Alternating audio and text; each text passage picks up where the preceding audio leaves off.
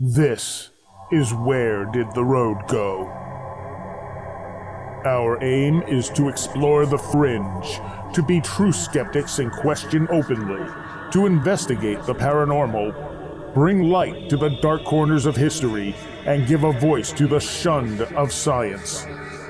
We deal in mystery and the important questions that these subjects bring to light. What is reality? Who are we? And why are we here? Join us on the web at wheredidtheroadgo.com for a full show archive, links to all our social media, upcoming schedule, and much, much more. Now, join your host Soraya on this week's edition of Where Did the Road Go? And welcome to this week's Where Did the Road Go? Couple things to get out of the way real quick. We do have a new chat room on the website, so if you're listening live, and that would be Saturday night on WVBR, you can go to wheredidtheroadgo.com. On the right-hand side, if you go down just a little bit, you'll see the chat room. And you don't have to sign up for anything. You just got to put a code in to prove you're human. The opinions expressed by the host. And that shouldn't be playing. Just put a code in to prove you're human, and you can talk to us. And if you have any questions or comments about what we're talking about tonight, feel free to put them in there, and I will feed them into the conversation. Also, upcoming in a few weeks, February 28th at the Ramada Inn in Ithaca is a thing called Beyond the Realm, and it's being put on by Lorna Reynolds, who's been on this show many times. And I will actually be participating in part of this. This is the first time I've done anything like this. And the event is, as I said, at the Ramada Inn. It starts off at 1 p.m. with a seminar by Lorna, as well as Maria Reynolds. Oh, no, Lorna Maria Reynolds. Yeah, okay. And Dennis Casso, who is a pranic healer and acupuncturist. And that will be starting at 1. From 3 to 4:30 is a past life regression bit. And after that, there's a paranormal roundtable, and that's the thing I'm going to be involved in. That's 5 through 7.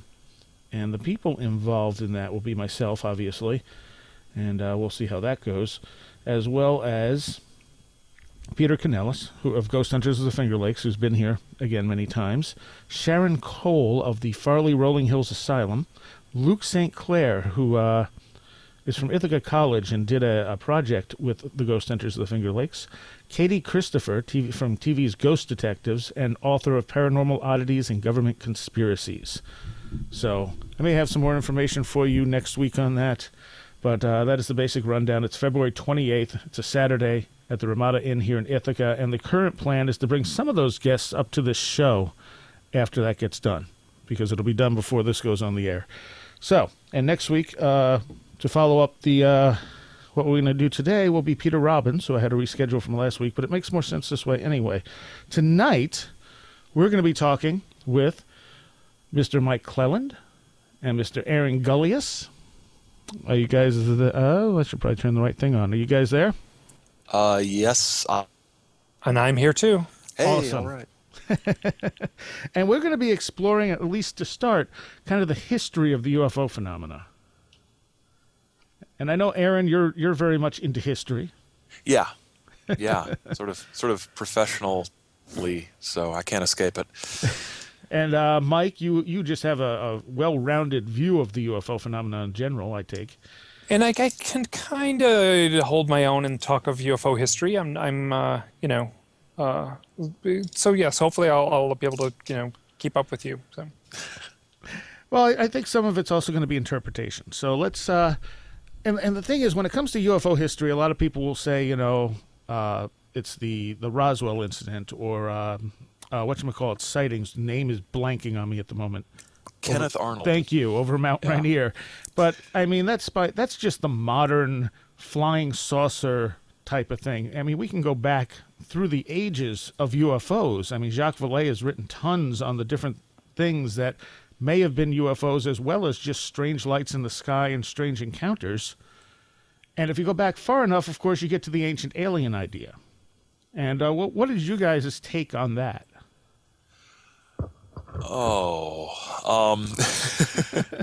Well, you're talking to somebody who teaches history for a living, and Oh, here I'll jump in and I'll yeah. give him if he can collect his thoughts here. So, as a little boy, I went to see Chariots of the Gods, the Eric von Daniken book turned into the movie, which I think was part of like the Sun Classics Pictures series. And it actually holds up surprisingly well. I just watched the whole thing recently again. It's on YouTube, which was kind of the dawn of the modern Ancient Aliens thing. Eric von Daniken kind of was selling these, or putting out these best-selling books, which I think some stories were easy to not necessarily debunk, but I know that he played a little bit. He often wrote his speculation as if it was fact. Yeah. And I know a few people who've met him, and he's still around, and he's still kind of a dynamic character. He must be getting old, but yeah, he did the Paradigm thing a few years ago. Oh, did you meet him? Or I didn't meet him, no, but I know he was there, and then those guys all got to talk to him and said he was a really nice guy.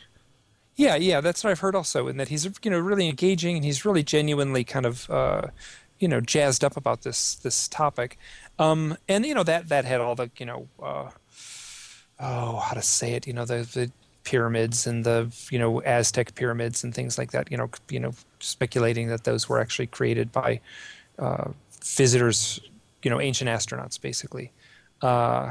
And Hello? Oh, you there? Yeah, everything blanked out for a second.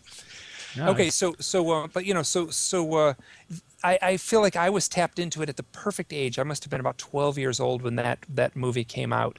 So it lit a little fire under me, and I've always kind of kept that open, that avenue of speculation open. And I will say, I find the present television show absolutely unwatchable. It is. Yes. It is exactly the kind of made-for-TV documentary, episodic television that I simply cannot last more than if I can swing a good 20 seconds, that's I have to shut it off.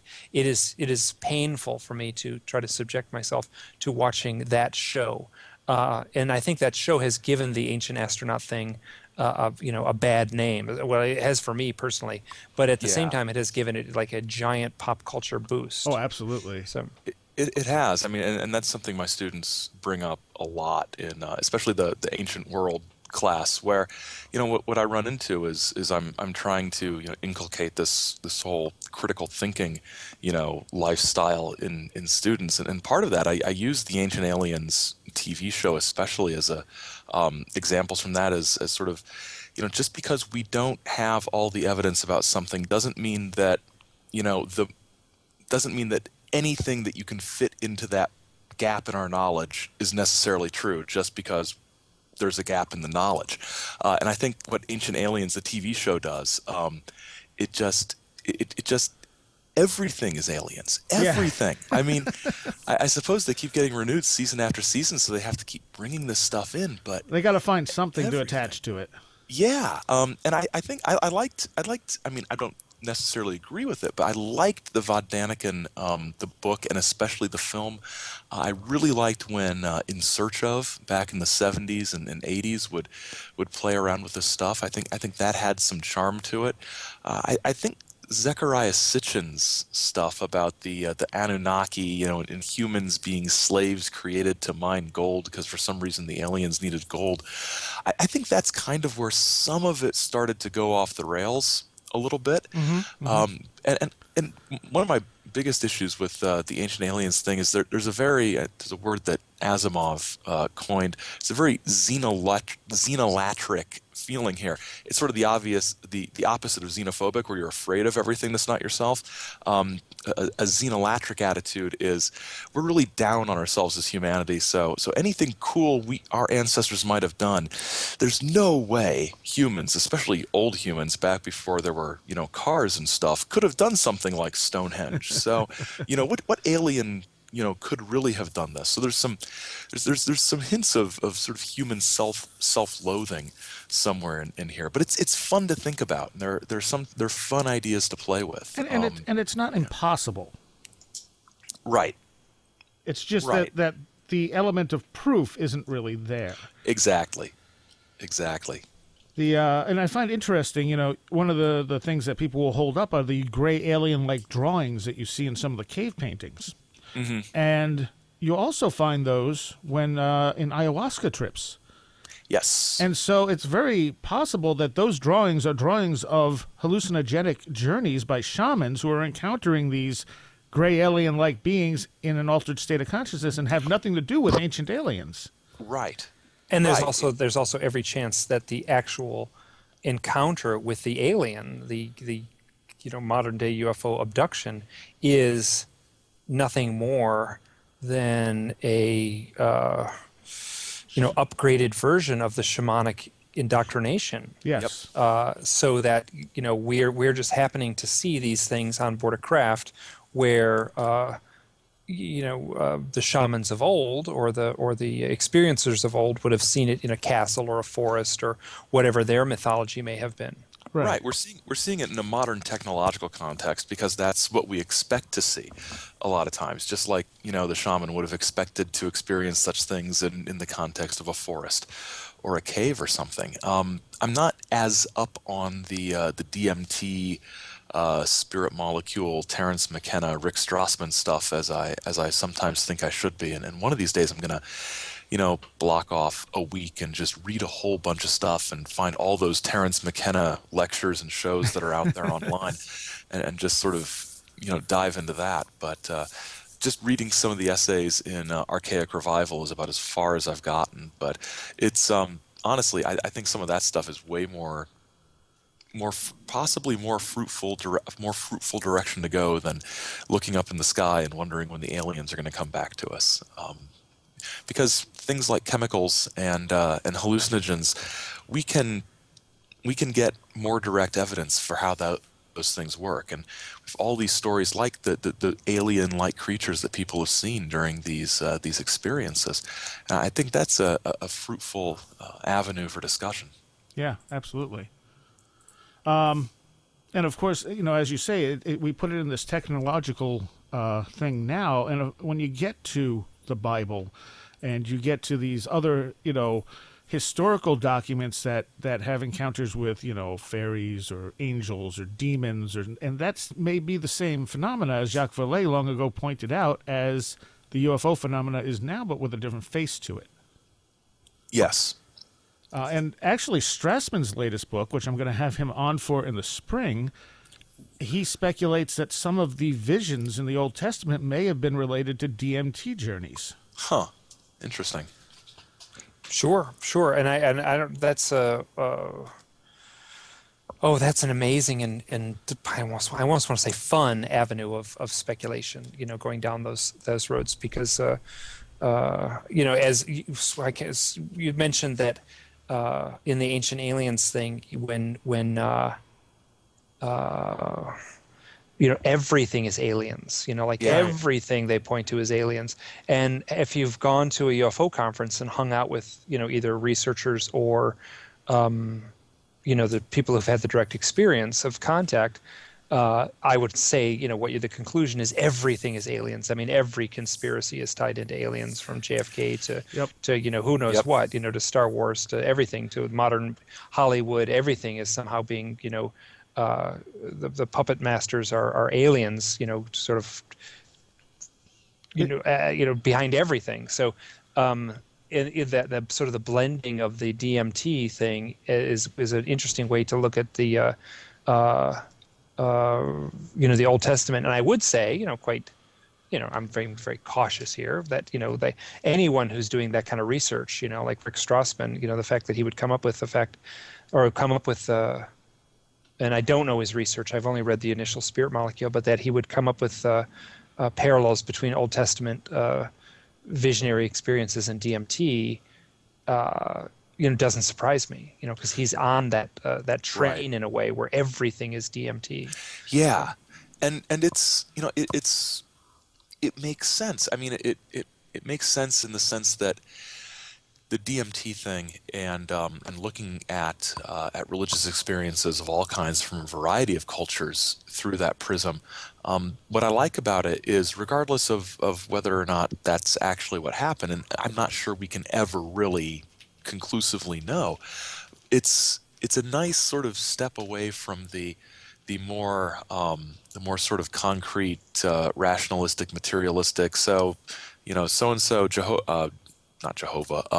Jeremiah had a vision, and he spoke about it. Well, nothing actually happened. He was just making commentary on the politics of the time, which might be an aspect of it as well. But it's not as fun as thinking that a prophet like Jeremiah had contact with some aspect of the divine or some sort of mystical experience, whether or not that was related to biochemistry. I think that's a lot more interesting to think about than, well, he was just talking about the king and how nobody liked the king or whatever. It's fun, and things should be fun. There's enough boring stuff. That's a very good point. And you got the whole Mormon religion, too, which takes on a lot of those aspects of a UFO encounter without the actual UFO. Yeah, it's sort of a copper submarine sort of thing that they some of them come across in, and the Latter-day Saints stuff. Well, a lot of it right there in your neighborhood, there in New York State. Yep. Its origins, and it's really interesting because it combines some of the sort of pseudo supernatural alien type things, like you said, with a lot of the 19th century speculation about early European voyages to the Americas, Prince Madoc, for example, and the idea that the Burroughs Cave in southern Illinois, that there were these Hebrew artifacts that were in the cave that were later pretty conclusively proven to be frauds, because a lot of people were trying to make some money off it too. But there's nothing. Forget apple pie and baseball and hot dogs. There's really nothing more American and more 19th century than Mormonism. It is just the entire 19th century United States wrapped up into this one sort of peculiar little ball of belief. It's another fun thing. And Joseph Smith in New York as a young man or boy, I'm not actually sure of how old he was, had a vision of a glowing being, an angel, at the foot of his bed, and that is, that sounds suspiciously like every, whatever, let's say, half of the UFO abduction contact experiences begin exactly like that. Right. Yep. And that glowing, angel at the foot of the bed also happens to the Virgin Mary too. So. Yes. Yeah, and on the one hand, you could say that sounds like every UFO alien encounter. On the other hand, you could say all these UFO encounters sound like every supernatural encounter with a deity. So it goes both ways, and they're probably in phenomena that are in some way pretty deeply connected to each other. And I think the part, when you really look at this, the part that hurts your brain is that you can almost chalk it all up to some kind of altered state until you get the little tidbits of physical evidence here and there. Yeah. But there's tidbits of physical evidence in the, there's the Vatican did very legitimate research on stigmata and basically said, yes, people actually do bleed from their palms and their feet. And it's a phenomena that is completely unknown and misunderstood. So you have physical evidence of someone with a hole in their palm, bleeding, or sometimes their wrist, depending on, and that, that manifests somehow. Yeah. So there is physical evidence for supernatural religious experiences also. Right. And the funny thing about that is that, supposedly when they crucified people, they crucified them through the wrist, but the stigmata often manifests through the hand. Yeah, because I think a good way to sort of think about that is yes, historically and through archaeology, we know that the wrist, it was usually through the wrist because it's more, stable for the physics of hanging somebody from a cross. But the people who are experiencing the stigmata, what's in their brain and what's in their mind that might be interacting with whatever's causing this to manifest, it's full of images of the nails or the spikes going through the hand. So again, it's sort of acknowledged to be or thought to be the wounds of Christ, but what it is the physical manifestation of what they believed the wounds of Christ to have been based on the images that they'd seen, which is, sort of another way of bringing that, what's in the mind is very important to these processes. Yeah.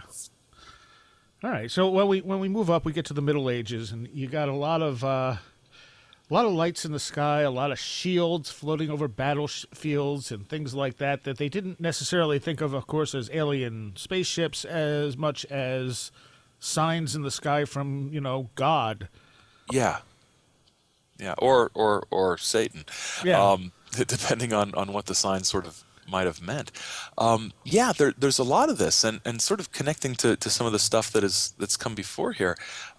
Also in the Middle Ages, in Europe at least, what you also have is a whole lot of mysticism, a completely new wave of Christian mysticism in Europe, and Sufism, sort of Islamic mysticism in the Middle East. So you also have this wave of people involved in religions that do not necessarily have a shamanic sort of background.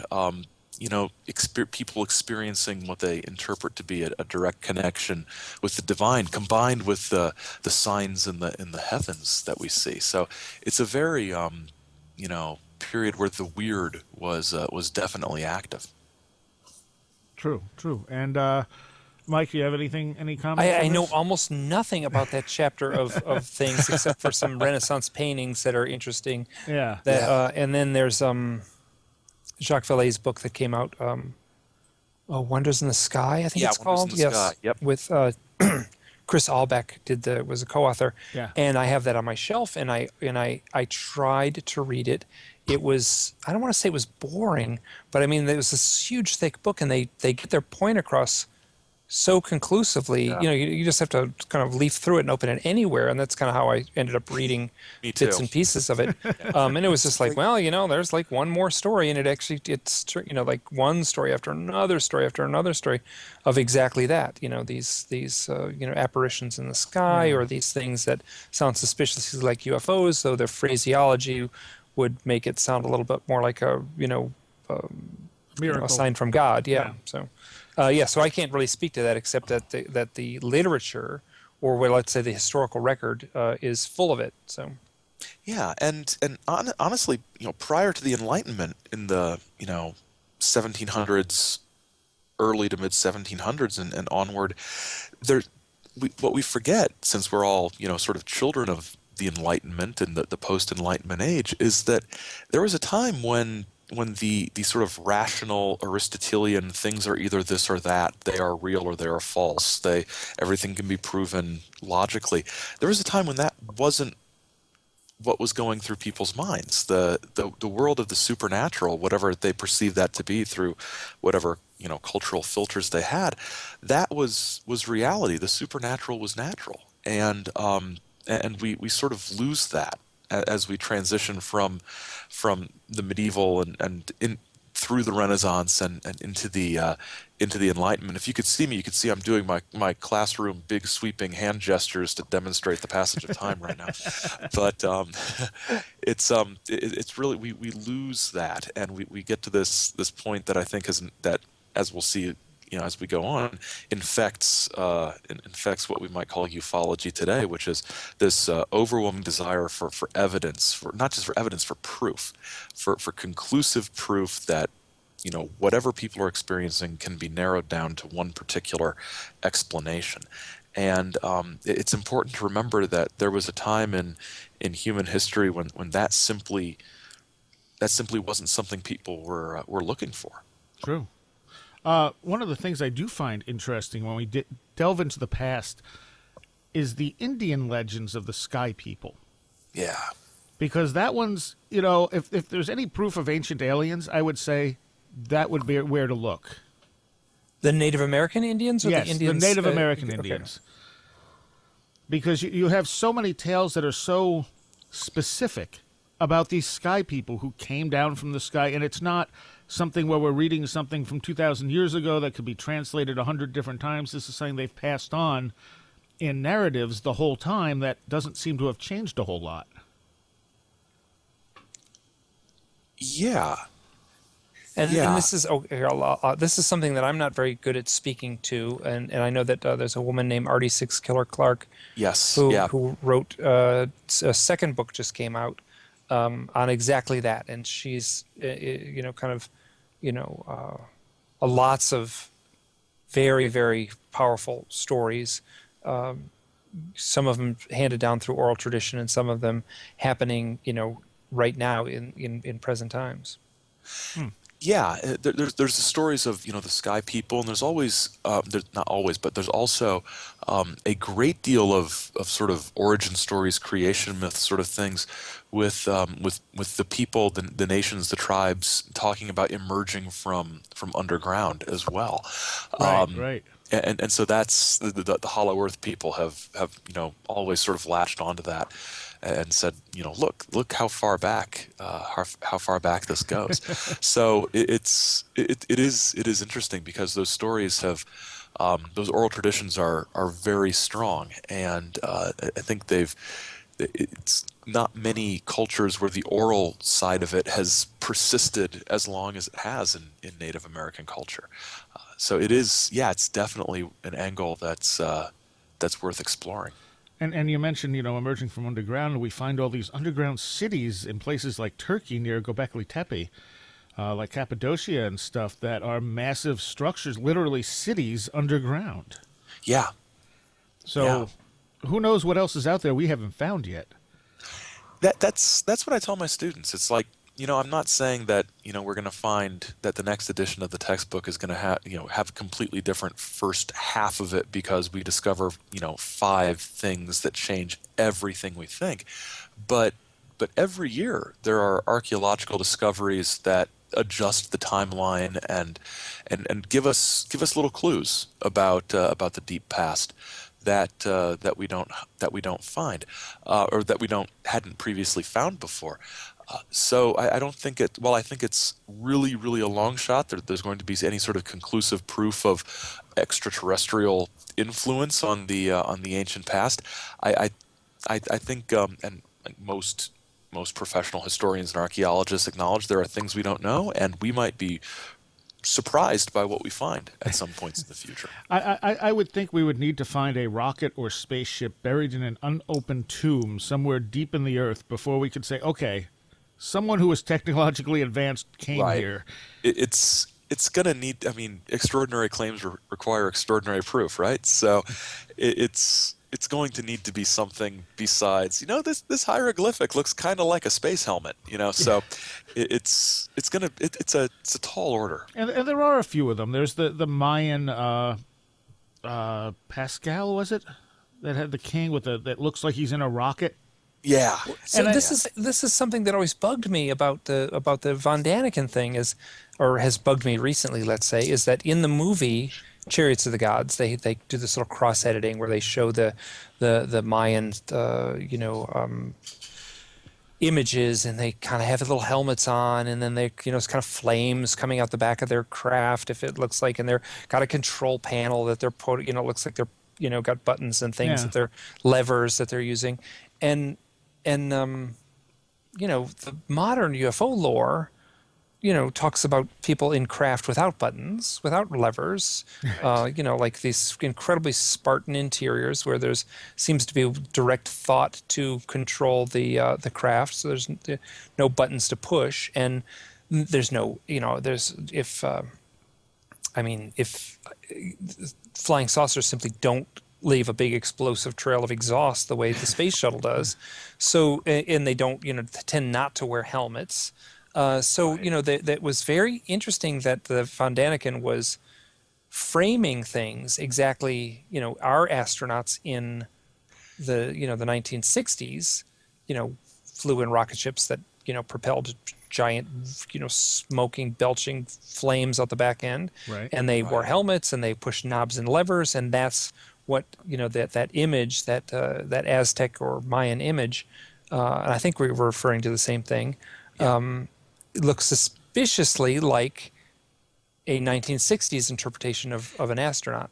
Right. It looks like what spacecraft looked like at the time he's writing the book and making the film. And modern UFO research, none of that shows up. I mean, sometimes a button shows up or something like that, or like a little dust shows up, but it's certainly not flames coming out the backs of things. So if someone reports something like, "Oh my God, I saw this! It was an alien craft. It was huge flames shooting across the sky," I'm like, that doesn't match the core of the reports. That sounds more like a meteor or like some sort of man-made thing. Right. And I think, and the reason we were talking about Jacques Falaise's book there, the latest one, and the reason he did that is because he said these accounts, in a way, are more valuable than current accounts, because back then we didn't have aircraft. We didn't have satellites. We didn't have drones. Now it's so hard to weed through what's an experimental aircraft, what's a drone, what's this, what's that. We didn't have stuff flying around the atmosphere then, so if people are seeing something, that's weird. Right. Yes.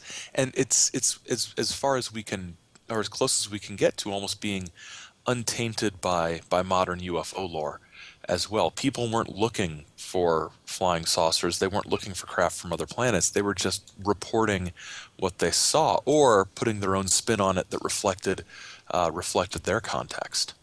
Yeah. And I'll chime in that I am so bored with modern, how many times, yes, it's important that there's these things get reported, but how many times do you have to, someone has a legitimate, clear daylight sighting of a craft, and it sounds, you put it down on paper and it sounds a whole lot like the clear sighting of a craft that would have taken place in the 1950s, and it just, to me, I'm bored with that. I mean, it's important, obviously, and other people aren't bored with it. So, I'll let them do that research. It doesn't interest me in the slightest. I have a very, very close friend here that her and I sat down and started to watch a documentary by James Fox titled "I Know What I Saw." Right. Oh yeah. And that is about as good a documentary as has ever been made, trying to prove the existence of craft in the sky, let's say. And this friend of mine, she's has had her own direct contact experiences, and I feel pretty strongly I've had the same thing. And we got about 5 minutes into it, and I was like, I had actually seen it a while ago, and it was like, both of us were just like, wait a minute, is this all there is? It just was the easiest decision in the world to turn it off. I just think that there's so much more exciting stuff going on in the realm of UFO research than little things in the sky. Yeah, well, if we fill up just 5 more filing cabinets with reports, we'll get to the truth, right? So, and then stack those 5. That's the problem is that that's the exact same reports that have been. Maybe some better questions get asked. I suspect that the better questions got asked, 50 years ago. But I don't know. I mean, I'm kind of bitter against MUFON just because that's all they do is just spin their wheels in the mud. Oh, hey, they make Hangar 1 now too. So I watched one episode of that, and that is right there in the. I can't believe I made it through the whole thing, and my toes are curling in my shoes. Just mentioning it. So but.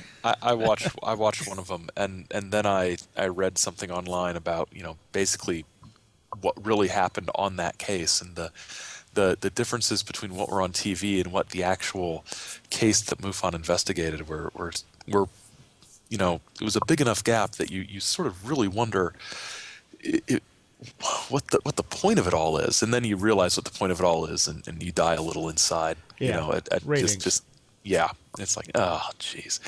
I did read, I either read somewhere or a student told me that sort of related to that there's a new person in charge of the Discovery Channel networks that include the History Channel and all of those, and he is very much on we need to get back to doing actual science and history on these channels, and it's gotten out of control. Rather than fake documentaries.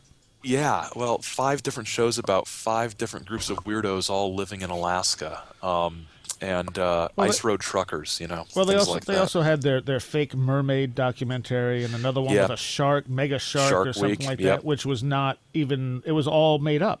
Right, right. And I think they were even sort of cross-promoting it with Sharknado on Sci-Fi as well. So at one point, so Well, it's just it belongs on Sci-Fi. yes, yes. I mean, although you're not going to get a better movie than Sharknado, right?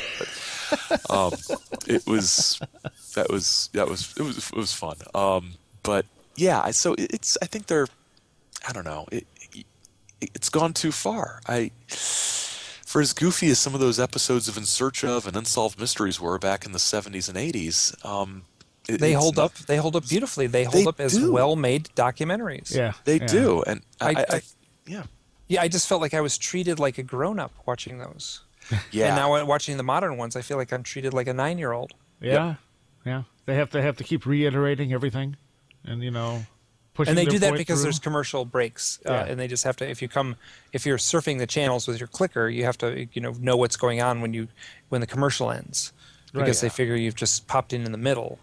So that's why they reiterate everything. And Yeah, it's a nice, healthy contempt for the person who's actually been watching their show all along, isn't it? Yeah. Screw you. You're here anyway. You gotta catch the surfer there.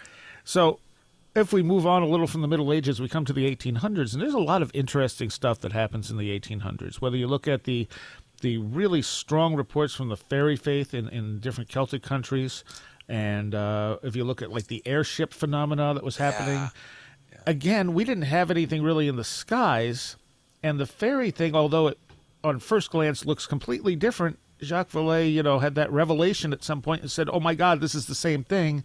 It's just with a different face." Yeah. The mystery airships, I think, are really interesting. I mean, that was sort of at the tail end of the 1800s. I think, like in the 1890s, there was a big wave, and then another one right at the sort of beginning of the 20th century, like 8, 9, 10. Yeah. But it was really interesting because we did have hot air balloons at that Right. time. So there were things in the air, and so it makes sense that there might have been people working on other things in the air that they might not have wanted to publicize yet. So there's the whole very prosaic terrestrial explanation, but then Sure. some of them were doing things that we don't have much evidence that anything was doing at that point, or that there was any sort of ability for that. So it's one of those things where, as far as UFO type things, there hasn't been nearly enough written on it compared to other things that have been covered to death. And with the airships, you also got things like very, very bright lights shining down on people, like searchlights, and we didn't have the ability to throw enormously bright lights up into the sky unless someone was really ahead of his time, and we never found out about it. Plus, they'd zip off across the sky at great speeds, which our dirigibles couldn't do at the time. Right. And they would have conversations with the people on board that were weird conversations. They weren't conversations like you would normally have with a person who happened to fly a dirigible into your yard. Right. But then on the other hand, some of them were like, weirdly, very terrestrial. I was just there's one, I can't remember. It was somewhere down south. I want to say Arkansas or Tennessee, but somebody who's like a politician met one of these guys, and it was like right before the Spanish-American War, and the pilot of this mystery airship said that, I'm going to Cuba and I'm going to kill some Spaniards or something like that. Right, yeah. So it's this very sort of the time political sort of message, and which sort of bolsters the idea that at least some of them might have been, sort of the Area 51 Lockheed Skunk Works equivalent of, hot air balloons. So there's a lot of weird stuff. Any thoughts, Mike? That's the one thing that I'm always cautious of is that is an era of a million newspapers Yep. all over, as Yeah. opposed to whatever 7, or obviously I'm making that up now. There's the mega corporations that control all the newspapers now. I think it's 5. Yeah, something like that. But every little town was cranking out a newspaper, Right. and it was also probably a time of sensationalism, and Sure. and I've read so much stuff on the UFO lore, and a lot of it is channeled, and people will channel the aliens. I went through a bout of reading channeled books that lasted a few years, and Oh, my read goodness. tons and tons and tons on it. But one of the things I read was, someone basically like in this channeling mode, like asked the aliens, and the alien voice came through, and it's at one point they were, the aliens were saying like, oh, and this is what happened here in this case, and this is what really happened here, and and then the people basically asked the channeled voice, like, what about the airship stuff from the late 1800s? And the alien said, oh God, we don't even know what's going on with that stuff. So I have to factor that in. So. That's awesome. And I hear both sides of that newspaper issue where some people will say, well, people in the late 1800s weren't as prone to making stuff up as today. They weren't Oh so my much gosh. publicity seekers. And then you get to say where the newspapers themselves were just, in some cases, ridiculous and just posted anything they could that would get their numbers out there. Yeah, this was the golden age of carnies and Yeah. itinerant, fake medicine salespeople, and this was an age of making stuff up at a pretty rapid clip. That's sort of the opposite of our ancestors couldn't do anything right. Our ancestors were pure and wholesome. They weren't lying scum like we are now. But no, we've always been lying scum and making stuff up for publicity and for fun. It's fun as we get later into the evening with the UFO history. Some of the hoaxing of the 1950s and 60s is just hilarious. It's awesome, and it muddies the waters, and that's fun because we're never gonna have enough reports of lights in the sky to figure anything out. But what we do have are great stories about people and how they react to these things, and how it influences the culture and the subculture of believers and investigators. So as irritating as it is, if you're interested in finding out, whatever quote the truth is about these things, I think weird things like, local newspaper editors making up one of these airship stories because that'll get, wider attention. That's, again, it's fun, and fun is important. True. We got to take a quick break. We will be right back with Mike Clelland and Aaron Gulyas. Where Did the Road Go can be heard first and usually live on WVBR, Saturday nights at 11 p.m. Eastern. Go to wheredidtheroadgo.com to ask questions of our live guests through the chat room. Where Did the Road Go is then re-aired on Dark Matter Radio and Deprogrammed Radio. You can download all shows for free on the website, and you can subscribe to us on Stitcher, iTunes, YouTube, or Vimeo. Additional content can be found on our video channels. You will also find our upcoming schedule, book reviews, blogs, free book downloads, links, and more. We are also on Facebook and Twitter, and if you want to help support the show, there are links to donate to us. Everything you need can be found at wheredidtheroadgo.com. And if you're listening live on WVBR, you can go to the chat room and offer up comments or questions for our two guests, Aaron Gulyas and Mike Clelland. And we did something like this about a year ago, and it was just as interesting, I think, as this one is. Yes, I think so. I thought it was fun. Yeah. You're all about I did too. for a teacher, you're all about the fun. I'm all about fun. I'm so tired this year that I just need more fun. So this moves us up to like World War II. And I think the big thing in World War II where we had the Foo Fighters. Yeah. Which was, as well as the Battle of Los Angeles. Yes, and the Battle of Los Angeles, which was a weird one. Which certainly was a weird one, yes. Yeah. Well, for anyone who doesn't know, the Battle of Los Angeles was what was it? Do you remember the year? I think it was shortly after Pearl Harbor. Yeah, it was 42. Which Yeah. I think so not too long after Pearl Harbor, long enough that somewhere over Los Angeles, a odd, suspicious craft was sighted. This was the era of searchlights. So the searchlights, there's an iconic picture of what looks like a disc-shaped craft, kind of foggy a little bit, but it's hard to know. But sort of a disc-shaped image centered in among a bunch of searchlights. And what's interesting about that is the searchlights don't continue past the image, so they're hitting something. Yes. Yeah. Oh, it's definitely hitting something. Yeah. I actually pulled up a picture of one of the newspaper photos here, and what for the people out in the listening audience, what it looks like about 7 or 8 searchlights converging on one point. That's up in the sky. So it's clearly not just sort of going off into space searching for something. It looks, at least the picture that was in the LA Times certainly looked like it found something, but we don't know what that was. Right, but we shot a lot of ammo at it.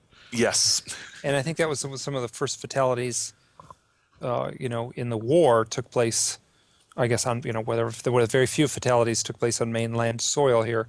And that was, the shells that ended up landing on civilians. Which had nothing to do with the Japanese invading the United States. So.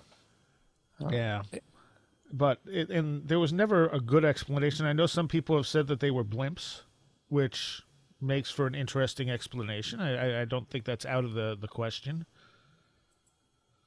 And I don't either. And I actually haven't reviewed that. And I know there are folks who have done good research on that. And I can't think of anyone's name right now.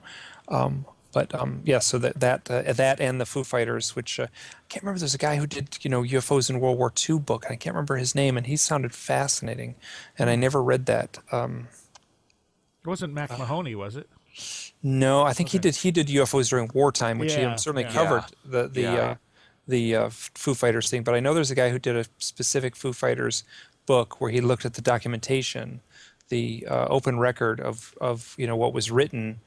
By folks in the field, or folks in their theater of combat, and the paper record that exists in file cabinets even today.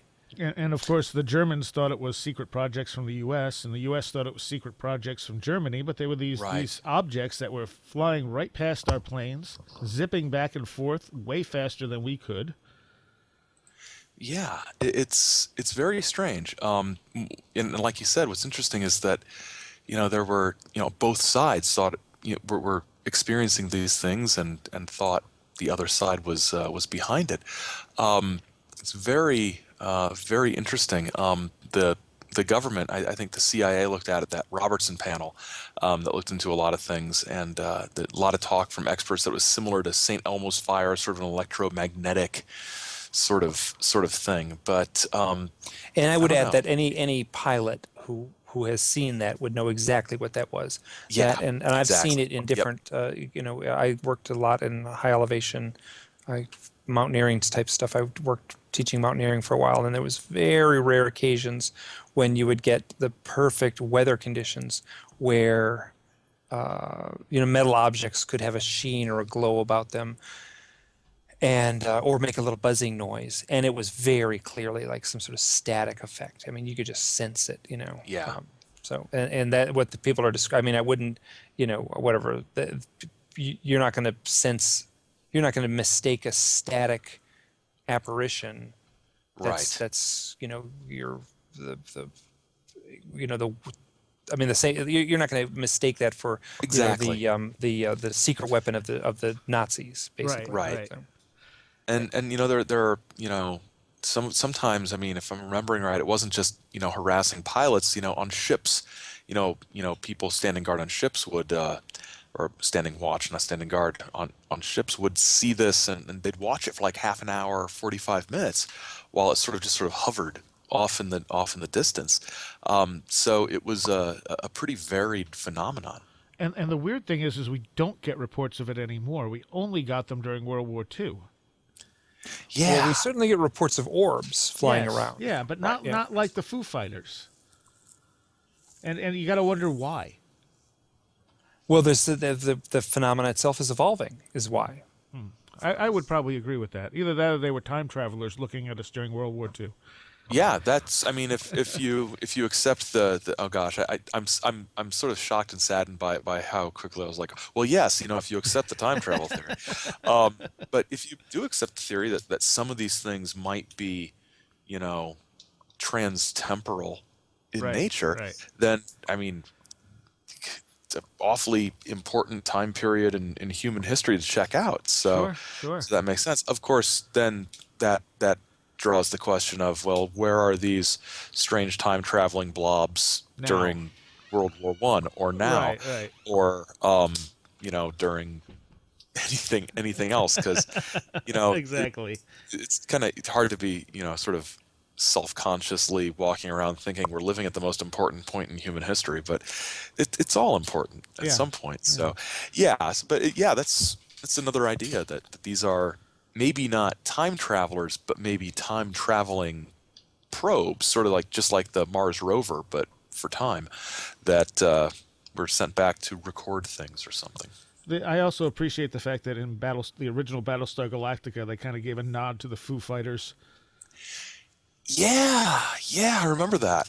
I do not remember that, and I actually remember watching that show. I was just about the right age to watch that. Well, I mean, obviously they picked up on von Daniken's work with the whole ancient aliens type of thing, but on some of the episodes, they would be surrounded by these Foo Fighter-like things and taken into another realm.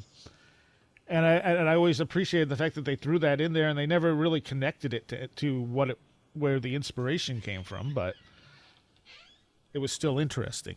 Mm-hmm. So, obviously, we come out of World War II and we go into the Kenneth Arnold sightings in Roswell.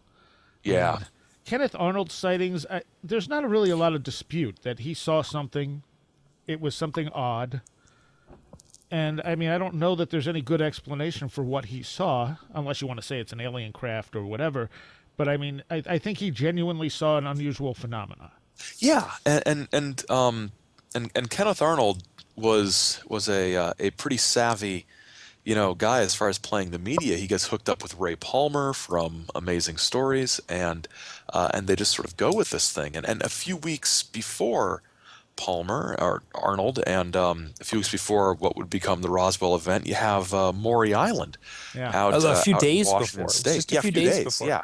Yeah, and where there's a craft that dumps some slag-like metal into the harbor, and there's government agents and men in black, and Fred Chrisman, who's appeared in every conspiracy theory from Maury Island up to the 1970s or so. Sort of lurking around. I mean, it's an amazingly. It might not be a complex story, but the reports of it I've read seem very complex. I don't know if you guys have read Ken Thomas's stuff about Maury Island. I read that book, the JFK's and UFO. Yeah. Yep, and I read the earlier edition, the one that was just called like the Maury Island case or something, the Maury Island incident, and that was republished and expanded as JFK and UFOs. And I remember thinking, this is a very familiar book, and then I realized it was the same book. But that book and all of Ken Thomas's stuff is just like anything that has to do with political conspiracies. I find myself really wishing I'd started doing some sort of flow chart, when I started reading it, so I could keep all of these connections between all these different people, straight. But it's and the Maury Island thing, it's one of those things where when it happened, it was just some sort of weird thing. But I'm sure a month later, people who had experienced it or had heard about it were thinking, you've got Maury Island, and then you've got Kenneth Arnold, and then you've got the Air Force's story about the saucer and the retraction of the story about the saucer. And for those who were paying attention to those sorts of things in the summer of 47, it certainly must have looked like this was a sort of, this was all of a piece. This was one thing. And of course, that might be me looking back at it as, quote, what we all know what happened in the summer of 1947, but those three events in sort of rapid succession were pretty significant. True. And I will chime in that so I did some research on Kenneth Arnold, and Kenneth Arnold's daughter, named Kimberly Arnold, she still lives in Idaho, and she was working on a book about her father, which sounded fascinating, going through his old papers and stuff like that. And I heard her talk on a radio thing, and I actually got her phone number and called her up, and we chatted for a few hours one night, and she seemed like a wonderful woman, and I was very impressed. And the reason I contacted her was Kenneth Arnold had a pet owl. Oh.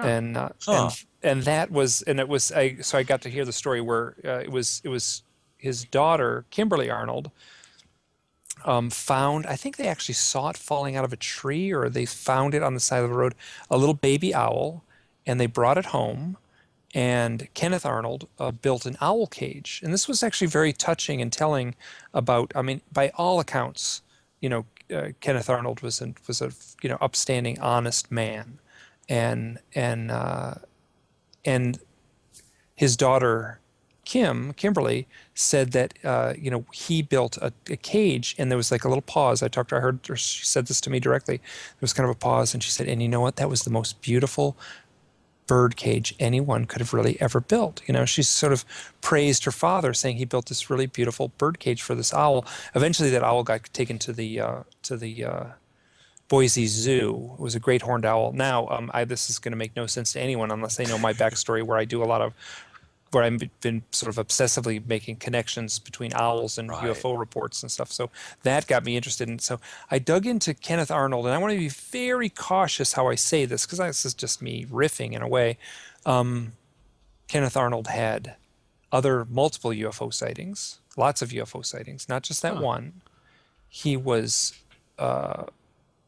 he actually saw one UFO from above in his private plane, looking down, and he said it appeared as if it was a jellyfish, and he could see through it. It was translucent, like living organism, that he could look down and see the trees on the ground through this jellyfish apparition UFO thing. And so he also had orbs in his home, like glowing orbs in his home.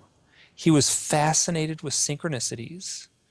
There's a few other things in this list. He was basically threatened by, basically secret government agents. Basically, shut your mouth, or we'll, disappear you out in the desert of, outside of Boise there. These are the stories that get told by UFO abductees. Multiple UFO sightings. If you're a researcher of the contact experience and someone says, "Oh yeah, I've seen a bunch of UFOs," boy, my ears perk up. I want to talk to this person. And Kenneth Arnold had a pretty strong record of what he shared publicly. There's an amazing thing online that you can research. I'm just going to look this up here, because there's this interviews that. Well, I'll look it up in a second. There's some interviews he did in the 60s, and my God, he sounds like a UFO abductee in his tone and his sort of depth of the the paranormal aspects that had invaded his life. So I have no idea whether he was or he wasn't, but what I can say is that the things he reported sound very much like the things that modern day abductees report. Yeah. So that to me, just like including the interacting with Fred Krisman. Oh man, Krisman, creepy, just creepy. One thing about you say about Arnold sounding, like you said, sounding like an abductee, or experiencing sort of acknowledging the paranormality of these things, it's just a really good example of how there is a spectrum of experience. It's not just these discrete categories of I saw something in the sky or I was an abductee. There's a whole range of effects that these paranormal instances have on individuals, and I think Arnold is a good example of someone who you can't easily put in a box as just somebody who had a sighting, as opposed to an abductee or a contactee. He experienced something profound, but I think struggled to really convey what that might have been, or how he interpreted it. We're talking here with Aaron Gulyas and Mike Clelland, and so let's look at Roswell real quick. I mean, Roswell's probably the most talked about thing in the history of UFOs. My personal feeling, when I first came across it, I think like a lot of people, I felt like, wow, here's the smoking gun. And the more I looked into it over the years, the less convinced I was there was really anything to it whatsoever. I agree. I think there is probably something there. I think something happened. I think something happened that the government wanted to throw people off the scent of, and I think UFOs were their disinformation tool of choice.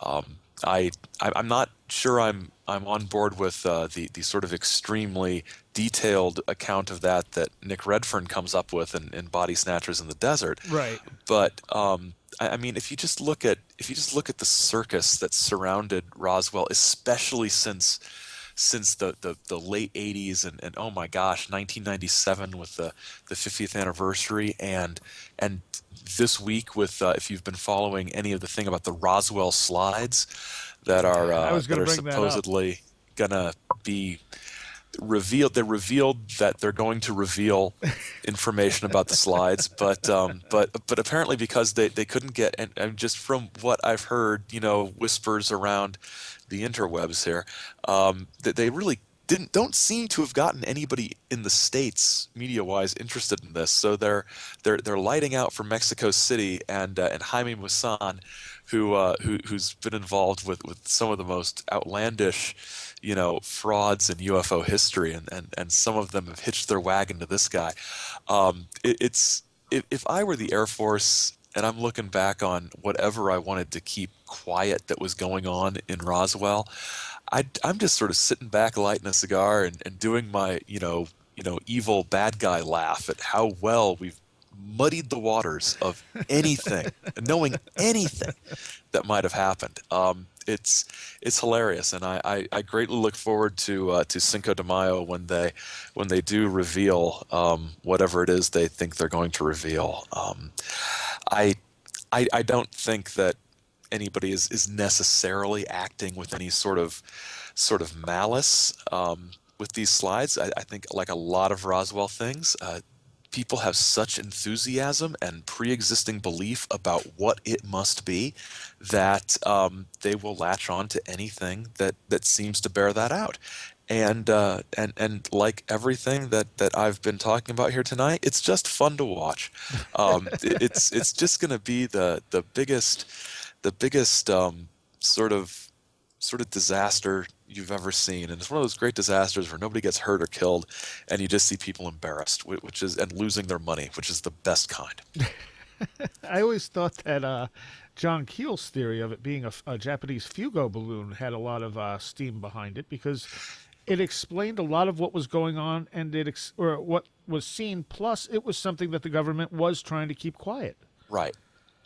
Right, and there's a great, if you don't have it, and if any of the listeners out there, if you want a good overview of the vast array of ideas around Roswell, it's still up on Amazon. It's Fate Magazine. The editors of Fate Magazine put together a collection called The Best of Roswell a few years ago, and it reprints articles. It's a bunch of John Keel stuff and some Stanton Friedman and Kevin Randall stuff, and Nick Redfern talks about his Body Snatchers, war criminals thing in there.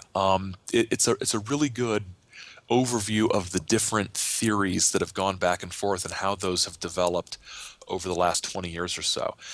It'll save you a lot of reading a lot of really bad books about Roswell if you just pick up this one. I also suspect that when the government says we don't have any files on Roswell, they probably really don't. I don't know that they're really hiding anything. They've probably just been lost to time. They weren't that. No one really paid attention to Roswell until the 1980s. I mean, that's a long gap of time. Exactly, and there were references to it in the 50s, but they were mostly like, sort of dismissive references to. And some people say, that the Air Force made up a story about a saucer crashing, but it wasn't, and then they move on, and it's gotten muddied up with the Aztec. the Aztec crash. That's another supposed crash that took place out there, and there's some debate about whether that was a distinct incident or a different point of view on the Roswell crash. It's what we call the Roswell crash. But you're right. Nobody really paid much attention to this thing until the book by Bill Moore and Charles Berlitz that Friedman did a lot of the footwork on. Till that came out in the late 70s, early 80s, and then it was just that book for a really long time, for about 10 years. There was also the MJ12 document or whatever it was. Yeah, was yeah. pretty much proven to be fake, to be a hoax. But I'm going to chime in. I right. don't know if that was proven to be a hoax. Really? Okay. There's lots of people who will say it's proven to be a hoax, and there's lots of people who will defend it. It did arrive under very suspicious circumstances. I'm just going back to what would be the MJ12 documents. It's not just one document. There's all kinds of it. And it's Richard Dolan. If I'm getting this correctly, he talked about the fact that he just printed them all up at one point. Just let's get a big pile and put them in a 3-ring binder and print each and every one of these up. And he said it's a big, thick stack of documents. And he says if it was faked, it's a very sophisticated bit of fakery. I'm sure. So what reason would there be to do a very sophisticated? So either if it's true, it's got all kinds of implications, and if it's faked, it's a sophisticated disinformation forgery. And what purpose would that serve? So either way, there's it like basically opens the same Pandora's box. Yeah. I think the sort of why would they do such an elaborate fake? If you look at it in the context of what was going on with the AFOSI and Paul Benowitz and all of that, I mean, the military intelligence industrial complex in the early to mid 80s was pretty much 100% behind complex hoaxes to mess with people's heads. Yeah. And, as well as mess with the Russian right. Oh yeah. Yeah. It's so. I mean, I don't have. We've done some pretty elaborately sneaky hoax sort of stuff. There's the most recent stuff I've read about the veracity of MJ12 is there was, I forget what document, because the one of the first references to Majestic or MJ12 was in some of the Aquarius documents that were sent to or given to Paul Benowitz as part of that disinformation campaign. So there is a link there. There is a link there with that. But there's also some indication or some theorizing that there might have been something called MJ12 that actually had nothing to do with flying saucers, but that designation might have been used for something else. So again, it's not so much is it real, is it fake, but how much of it is real, and for what reason was it assembled in this way and disseminated in the way that it was. And all of that is fascinating. Yeah. And opens up all kinds of, lots more questions. Now, what are your thoughts on Roswell, Mike? Oh my God! I mean, I'm so freaking tired of Roswell. I mean, that's the one. I mean, there's nothing I can say that will add anything to the debate. So, except that Edgar Mitchell, the one, guy that walked on the moon, that's the most outspoken about the spiritual aspects of both his direct experience. Well, it's the spiritual aspects of being in space, as well as. He's the one that talks about, oh yes, we all, everyone in NASA knows that there's, aliens. So he's the guy that's saying that he is from Roswell, New Mexico. That's where he was born and raised. So this brings us into the 50s and 60s, and this is one area that I know Aaron has written a book on. Yeah, a part of it anyway, the contactee experience. Yep. So let's delve into that briefly. Now, the contactees are different from the abductees that we're seeing today.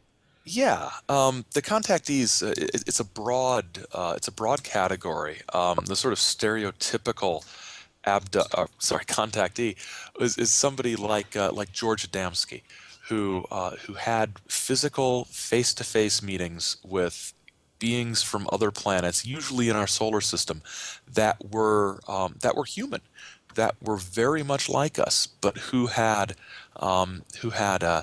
transcended all of the horrible bad things that our species was currently going through in the 50s and into the 60s with the Cold War and the threat of nuclear annihilation and racism and all of those horrible things.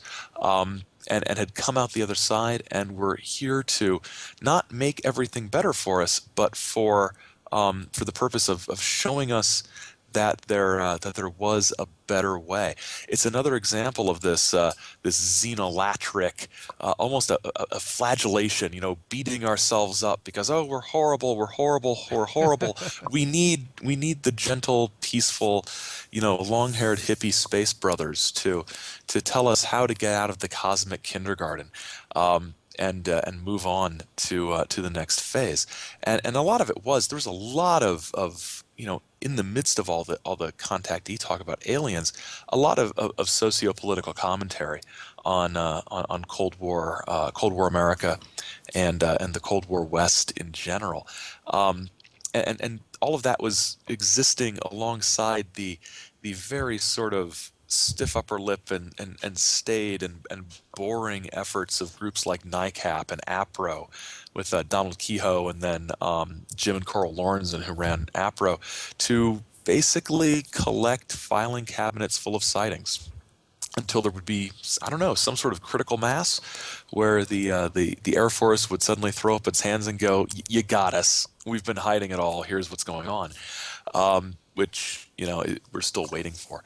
But it was an incredibly diverse time. There's this glorious period from the late 40s into the early 50s where the idea that these things are alien spacecraft has not yet completely taken hold, and there's a huge amount of speculation about what these things could be, and part of me thinks that everything we're doing now in UFO talk, like these conversations we're having here, and that other shows like this have, we're trying to get back to that point where we haven't made up our minds that it's either aliens or it's absolutely nothing but swamp gas or the planet Venus. It was an interesting time. It was pretty wild. Well, and I'll just add that you're sort of saying that the contactees were the ones saying it's our loving space brothers. Boy, you got to go to a UFO conference because that's the It's core still of, here. it is very much here, and it is very much its own deeply rooted belief system. And I'll also say it's its own, I trust the people who tell these stories of these, their direct experience is being in connection with something that mimics the divine in a way. Yeah. So I have to say that I hear these stories. Sometimes the nuances that are added to the stories kind of make my toes curl in my shoes a little bit. But the people are reporting what I consider to be very real firsthand experiences. So I don't have any reason to doubt them, except for of them. Oh, keep going. Yeah, go ahead. Yeah, some of them aren't, and some of them. I mean, George Adamski's photographs are, clearly hubcaps.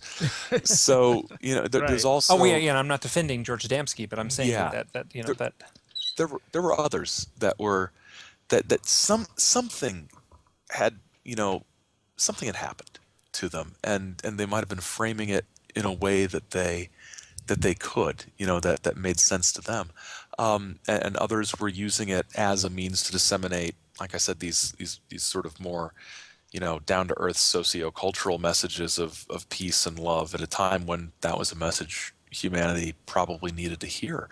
But there's also you're right, there is some stuff there that is really sort of, people are trying to convey what they experienced, and they're sort of grasping at these space images and using that, which is sort of current at the time, to try to get these larger spiritual ideas across.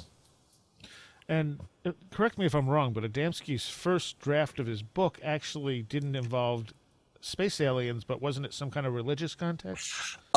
It's not really a first draft. Back in the 20s and 30s, he ran something called the Royal Order of Tibet, out in California, and he had a book called eventually it would be called cosmic philosophy. But earlier on there were smaller writings. There were some pamphlets. One was in the 30s. One was called "The Kingdom of Heaven on Earth." Another was called "Satan, Man of the Hour," which is, how is, what is humanity up to? What are they doing? Where are we going? Well, we're following Satan in the sense of violence and materialism rather than, a physical, Satan. Right. And in the space aliens come in the late 40s. He writes a science fiction novel called something I can't remember. It's slipping my mind. It's after midnight, so I can't remember exactly what it's called. But it's about a group of astronauts who fly around the Earth astronauts who fly around the solar system and meet people on the moon and meet people on Mars and Venus and all the usual places that Adamski would meet people from. So there's this, but the philosophical ideas of love and brotherhood and this sort of vaguely pseudo-Eastern spirituality, that's consistent from the pre-flying saucer days all the way up until Adamski's death in the early 1960s. So he had a message. I mean, he wasn't, his alien stories were pretty fraudulent. I think it's not, outrageous to say, but right. He was sincere in his message. I think he was sincere in what he wanted to convey to people. All right. Okay. So I'm looking at the time, and we got maybe 10 minutes left, and we're only up to, the 1950s. Pioneers of space. That's I just remember Pioneers of Space. Yeah. Would you guys like to come back sometime in the very near future and continue this rather than trying to squeeze in the next half a decade here in 10 minutes? Yeah. Okay. Sure. Easy. Yeah. Yeah. Okay. Yeah. All right. Yeah. Yeah. Okay. So Communicate with us. we'll figure out when exactly. But I just wanted to make sure that was okay, rather than trying to rush through all this stuff, because I like the pace we've been taking, and I think it's good for people listening too who maybe don't know all of this stuff. Right. I also say if people want to really get a scope of the UFO phenomena, you have to read Jacques Falaise's work. Yep. He's one of the best out there. I mean, Strieber's another one that definitely has a different take on it. Personally, I really like John Keel, but I think some of Keel's ideas are a little out there sometimes, or he was a little bit off on some of it, but he definitely made some very interesting discoveries. Any thoughts, you guys? I think that Keel is fun. Definitely. Fun again. I like his stuff. Some of it is deeply dense and difficult to get. Not necessarily valet level thinky and dense and deep, but if a book like The Eighth Tower, yes, is difficult to get through if you're not ready to move beyond, stories of lights in the sky. And it is one of the ones that really comes up with some unique stuff, some unique observations about the UFO phenomena. It really is. It really is an important book, and it's great that Anomalist Press has been republishing that one and a number of other classic UFO books, including a lot of Valaise's work. I like Keel. I love the Mothman Prophecies. I think that's a great book. I don't think it's the best book about the Mothman Prophecies. I have to be a little bit old school and say Gray Barker's The Silver Bridge is okay. I like it better. Because Barker was from the area where this was taking place. Keel's an outsider. Keel's a New Yorker going down to West Virginia. For Barker, these are his people, and it's a different point of view of what are basically the same events. And I certainly read both of them, but if I had to never read one of them again, I would ditch Keel and stick with Barker. Well, who would you recommend people do read, besides the ones I just mentioned? I think there are a number of books that are good to read. There's the Valet and the Keel, absolutely. All of Gray Barker's stuff, even the stuff that was clearly just sort of, part of his sort of Carney Huckster promotional publicity mindset is deeply important. They knew too much about flying saucers. His first book from I think 54 is, I read it at least once a year.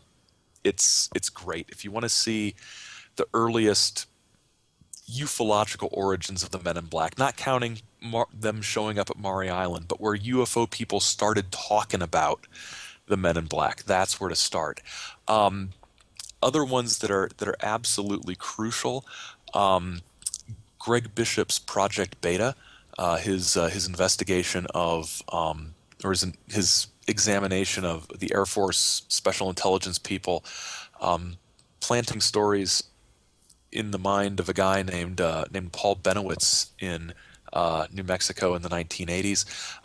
Right there is the origin of a lot of the sort of dark conspiracy theory themed UFO mythology from that time, from the government having a secret deal with aliens to trade abductees for technology to underground bases. All of it gets its start right there.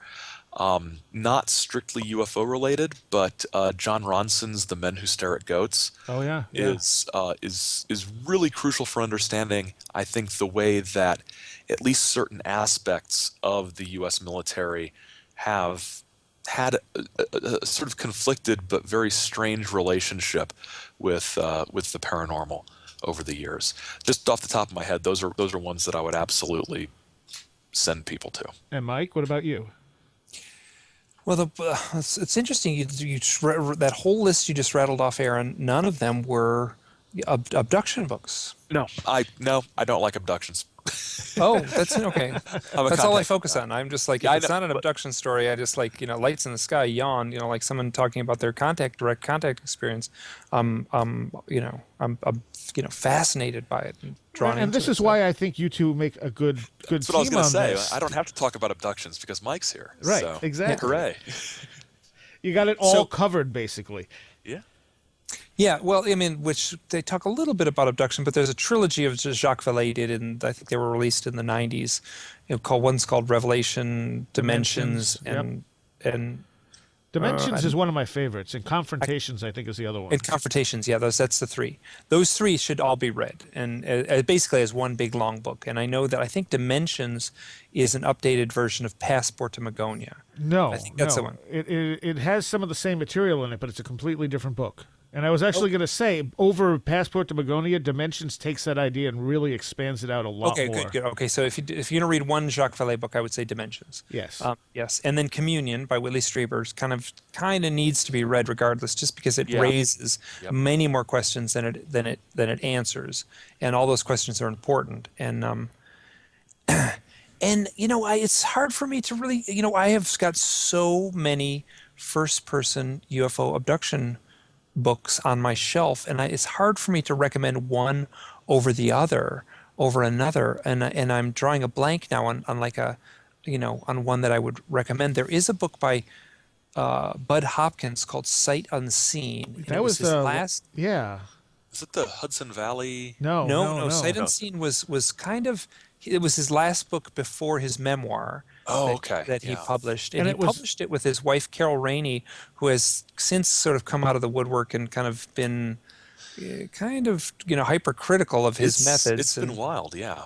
Yeah, and so anyway, that book is written in alternating chapters, where, one chapter talks about very strange properties that a UFO has, and the follow-up chapter is about how modern men of science are digging into exactly that, whether that be invisibility or time travel or whatever.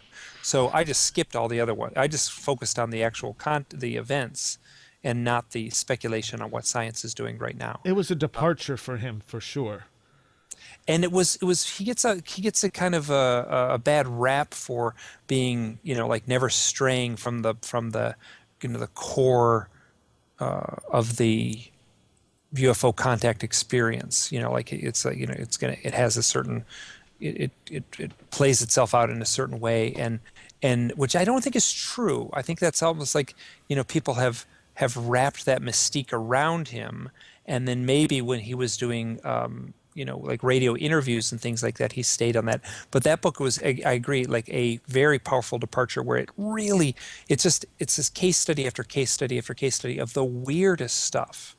And I think that one is a well-written book if you just skip every other chapter and focus on his stuff as opposed to the stuff his wife wrote, which didn't really have anything to do with UFOs and the contact experience. It was more just about what is the cutting edge of modern science. That book is great. Boy, there are some gems in that book and some extremely bizarre stories. And that's what I'm finding when I talk to people, first person about this stuff, is that you will hear the weirdest stuff that no one at MUFON will touch. MUFON doesn't want to be have their hands muddied with this freaky weird stuff. No. They want to talk about lights in the sky, and little dots of little pinpoints of something that zips off, or maybe some burn marks in a farmer's field, and that's it. That's obviously a gross simplification, but that's kind of the core of it. So yeah, I would recommend those. And I'm just trying to think of a good first-person narrative, and I just feel like I just read them, and I just. Well, I think Strieber is probably one of the best first-person narratives for that type of stuff. And then you would have to read his books back to back. You would have to. There's like that Communion spawned. Transformation. I think Transformation. You would want to read at least Transformation. Yeah.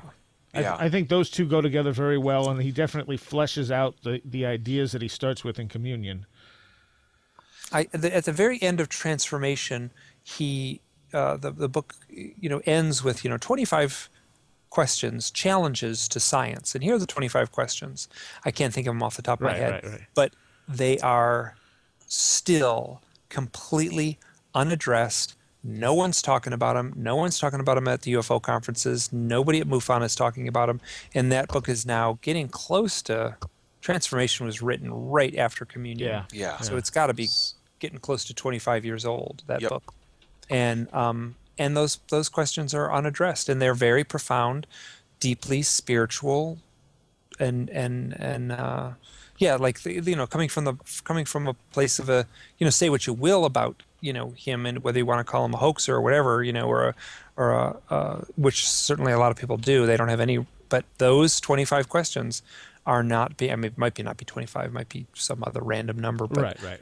And I did a blog post about that a while ago, and Roddy McDowell read the audiobook of Transformation. So it's Roddy McDowell's beautiful voice reading those questions. And I have that linked so you can listen to it as an audio. It's about 7 or 8 minutes long where Roddy McDowell reads those questions. Nice. So. All right, that's cool. I need to check that out. Yeah. We are just about out of time. Tell people where people can find you on the internet. Aaron, you go first. The best place is my website, ajgulyas.com, AJGULYAS, or also if you're a Facebook person, on Facebook at facebook.com/Aaron John Gulyas, all one word there.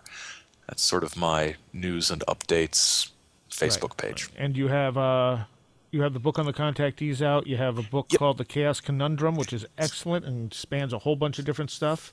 Yeah, it's sort of the light and breezy book of essays there. I do have a new one coming out in June called The Paranormal and the Paranoid, Conspiratorial Television in the 1990s, which is more of a media criticism, media history book, but examining the X-Files and its various imitators and predecessors within the context of UFO and conspiracy culture during the 90s. So that'll be coming out in June. All right. And Mike? You can find my website, Hidden Experience, and just type in hiddenexperience.blogspot.com. It'll come right up. And then I have been working for far too long on one big book, which I'm worried is going to be 800 pages long, and is focused on owls. The working title is The Messengers, and the subtitle would be Owls, Synchronicity, and the UFO Abductee. Ooh, nice. Yes, I'm very looking forward to both of these books, actually. That is a great, Mike, that is a great title. That's a good title. I like that. The Messengers or the subtitle? But all of it. Yeah, I do too. I've actually, yeah. So, and I was an art director for a long time. So I actually pushed aside the writing and then played with doing a cover design and a very moody picture of an owl and looks like a book cover from the 1950s. And I did that quite on purpose. Nice. Nice, very nice. All right, so we will figure out when we can have you guys back to continue this discussion. Absolutely. And check out wheredidtheroadgo.com to find out, as we will put it up on the schedule as soon as we schedule it. And I thank you guys so much. This has been an awesome conversation, and I look forward to continuing it. Absolutely. Thanks for having us. And here Yes. is Thank you so much.